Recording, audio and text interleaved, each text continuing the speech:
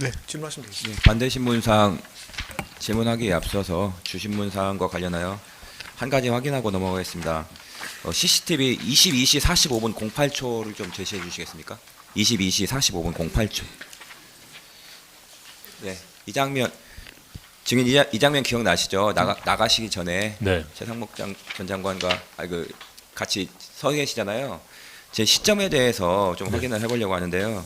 주신문 42항 증인은 최상목 전 장관이 피고인에게 왜 반대를 안 하셨습니까? 50년 공직 생활을 이렇게 마무리하려고 그러십니까? 라고 말하는 것을 들었다라고 말씀하셨다고 했어요. 네. 그게 최상목 전 장관이 들어오고 나서 그때 있었던 일인가요? 아니면 방금 그 서 있을 때 그 항의할 때 그때 시점입니까? 제 기억으로는 최상목 장관이 접견실에 처음 도착해서 처음 무슨 도착했을 때? 일입니까? 예. 라고 물어서 제가 비상계엄 선포한답니다. 그러면서 알려주니까 거기서 금세 말도 안 된다 그러면서 총리님께 그렇게 질문을 한 거로 저는 기억합니다. 예, 알겠습니다. 그거는 비상계엄 선포 전에 있었던 전 일이죠. 예. 화면은 그 후에 이제 예. 화면들이고요. 예. 선생님 저기 신문사항 전에 몇 가지만 좀 확인하고 네, 그러시죠. 있습니다. 예, 그 보면 해광의 전현택 변호사입니다. 그 식구안 관련해서 주시면 식구안 관련해서 그 아까 이제 그 피고인이 증인에게 이제 그 대통령 집무실 처음 들어오셨을 때 우리 외교부 장관님 의견 한번 말씀해 보시라고 이렇게 네. 이야기하고 거기에 대해서 이제 우리 증인께서 네. 뭐 우리나라 대한민국 그 70년이 그동안 7년 동안 쌓아온 것도 무너진다 그렇게 반대 의사를 이제 분명히 표명하셨다고 말씀을 하셨지 네. 않습니까? 네. 그러면서 이제 그러면서 피고인이 증인에게 그렇게 물어본 그 취지가 네. 반대를 하라는 의미로 이렇게 물어본 것이라고 생각을 한다 이렇게까지 말씀하셨습니다. 맞죠? 네.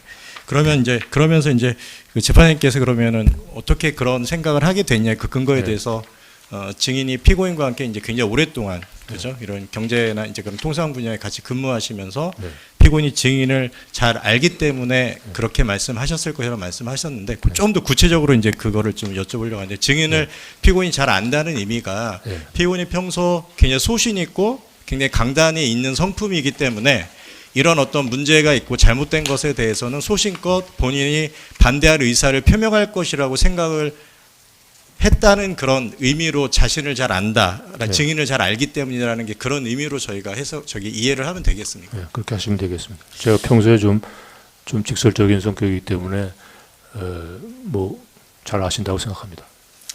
그리고 그 25항 관련해서 한번 물어보겠습니다. 실은 증인이 피고인보다 나중에 도착했기 때문에 피고인과 이제 그 먼저 도착했던 국무위원들이 대통령에게 반대 의사를 직접 표명한 것을 이제 보지는 못하셨죠, 그죠? 네.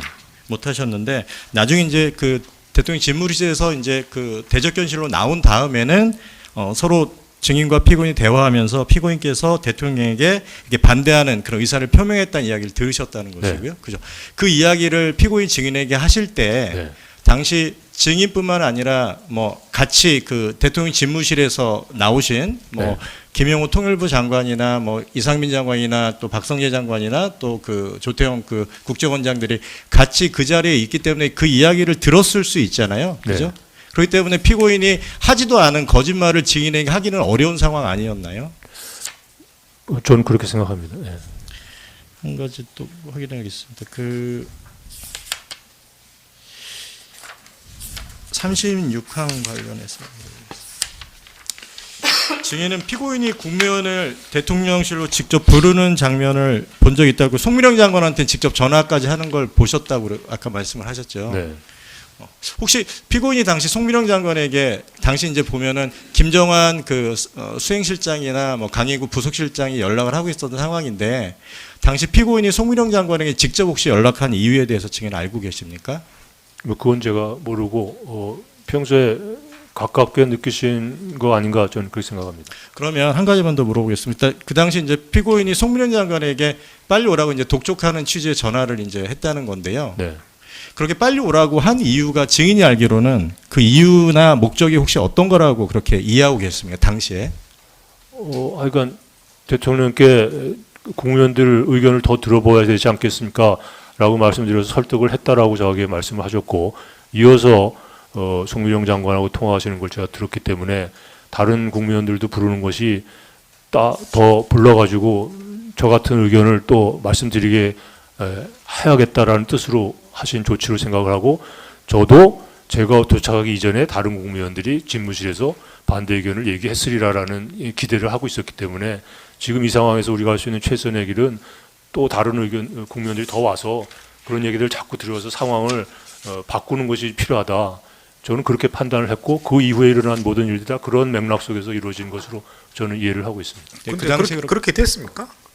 그래서 실제로 최상목 부총리가 와서 들어가서 대통령께 그렇게 말씀을 드리고 나왔는데 화만 내시고 제 말을 안 듣습니다라고 저한테 얘기를 했고, 또 조금 후에 정진석 비서실장이 도착을 하셔가지고 이게 무슨 왜들 이렇게 모여 있는 겁니까? 그러면서 앉으시길래 비상계엄 선포하신다 그럽니다. 이러니까 정 비서실장도 지금 무슨 일이 터진 것도 아닌데 이거 국민들이 납득하겠습니까?라고 말씀을 하시길래 제가 그러게 말입니다. 빨리 들어가셔서 대통령께 말씀드리세요. 그래서 그런 얘기를 하고 있는데 또 그때 대통령께서 쪽문으로 나오셔가지고 비서실장 들어오라 그래가지고 바로 비서실장도 들어가서 반대 의견을 얘기하고 나오셨다고 저희들한테 몇 분 후에 나와가지고 말씀드렸는데 뭐 안 들으신다고. 그래서 적어도 최소한도 제가 눈으로 확인한 거는 최상목 부총리하고 정진석 비서실장은 집무실에 들어가서 그 얘기를 하고 나왔고, 그런 얘기를 했다라는 걸 저희들한테 얘기를 했던 건 분명한 사실로 제가 기억을 하고 있고요. 그러고 나서 뭐 바로 몇 분 있다가 비상계엄 선포하러 브리핑으로 간다고 나오셨기 때문에 그때는 제가 알기로는 송미령 장관이 도착한 후인지는 모르겠습니다만 오영주 조경 장관은 도착도 하기 전입니다.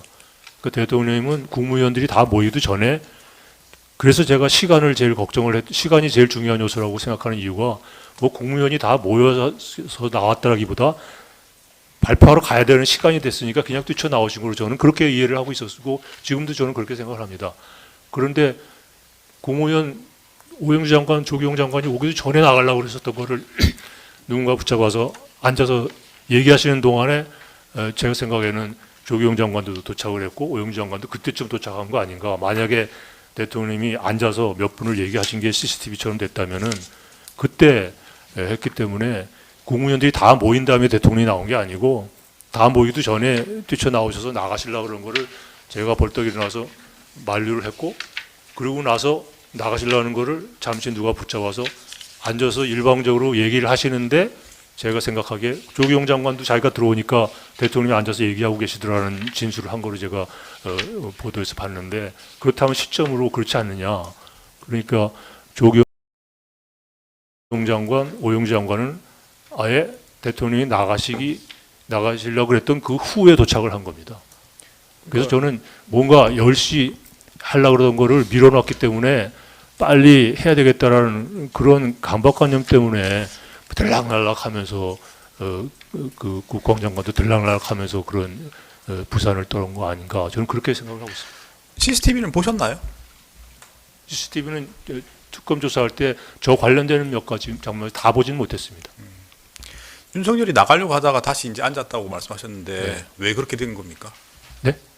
그러니까 나가려고 하다가 네. 다시 자리에 앉았다고 말씀하셨는데 네. 왜 자리에 앉은 겁니까? 그럼 제가 자리에 앉으신 것 자체를 저는 기억을 못하고, 제가 드린 말씀하고는 난 나갑니다 하고 나가신 거로 기억을 하고 있었기 때문에 그 이유는 모르겠고, CCTV를 보니까 앉으셨다고 그러고 다른 사람들도 그거를 그 기억한다고. 부분은 정확히 기억이 안 나시니까. 저는 그건 기억 못해요. 그러면 그게 이제 국무위원들이 사실은 그 계엄 보고 전에 여러 명이 이제 도착한 상태인데, 네. 그러면 그 중에 최상목 장관만 반대를 하기 위해서 이제 집무실에 들어가서 얘기했다고 말씀하시는 네. 거고, 나머지 국무위원들은 도착을 해도 시간도 없었습니다. 네. 시간이 없을 뿐만 아니라 네. 뭐 바른 기회를 준다든지 그런 게 없었습니다. 오히려는 그 내용을 뭐 정확하게 무슨 내용인지 설명을 못 들은 분도 있다는 것 같고 네. 그런 상황인 거거든요. 그러니까 조금만 격식을 갖춘 국무회의를 뭐 개의하고 안건 돌리고 뭐 이런 시간적 여유를 갖고 뭔가를 그래도 절차적인 요건을 갖췄다면 누군가, 저도 만약에 그런 식으로 했다면 그 얘기를 다시 했을 게 분명하고요.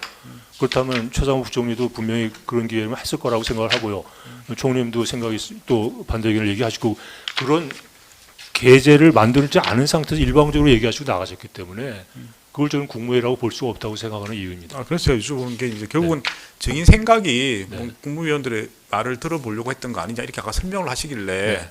그 객관적인 상황이랑 맞는 설명인지 한번 생각해 보시라고 제가 말씀드린 겁니다. 그러니까 그게 그런 상황이었으면 네. 뭐 예컨대 뭐 윤석열이 그렇게 하더라도 뭐 피고인이 의견을 들어보라 하든지 네. 증인이 집무실에 들었을 때도 피고인이 말을 했다는 거 아닙니까? 의견을 말씀해 달라고 하니까. 네. 그죠? 그러면 지금 대직견실에서도 여러 국문이 왔을 때 네. 도착한 국무위원들과 관련해서 피고인이 의견을 말씀해 보시라. 뭐 이렇게 하시는 모양이 있는 게 맞는 게 아니냐 말씀 여쭤보는 겁니다.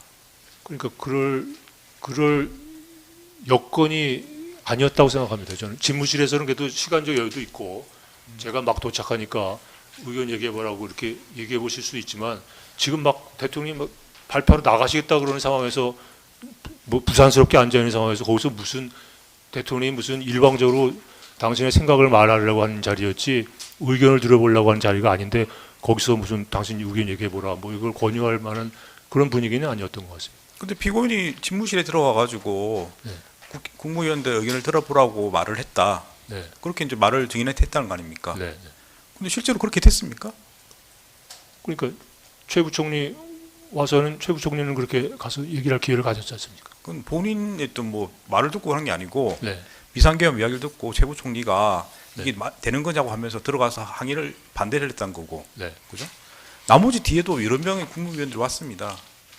그 거의 10시 10분 전후 뭐 거의 발표하기 직전에 왔기 때문에 나머지 장관들은 사실 왔다라는 게 의미가 없는 결과적으로 그렇게 돼버렸습니다. 그러나 시간적 여유가 있었다면은 더 많은 사람이 얘기를 했을 거고 최소한 더 상황을 조금이라도 바꿀 수 있었던가 아니면 나중에라도 국무위원들이 다 이렇게 많은 사람들이 반대하는 가운데 대통령이 일방적으로 의지를 굽히지 않고 했다라는 상황이 더 명료해졌을 텐데 그게 거의 명료해지기 전에 그냥 상황이 끝나버린 거라고 저는 그렇게 생각을 합니다.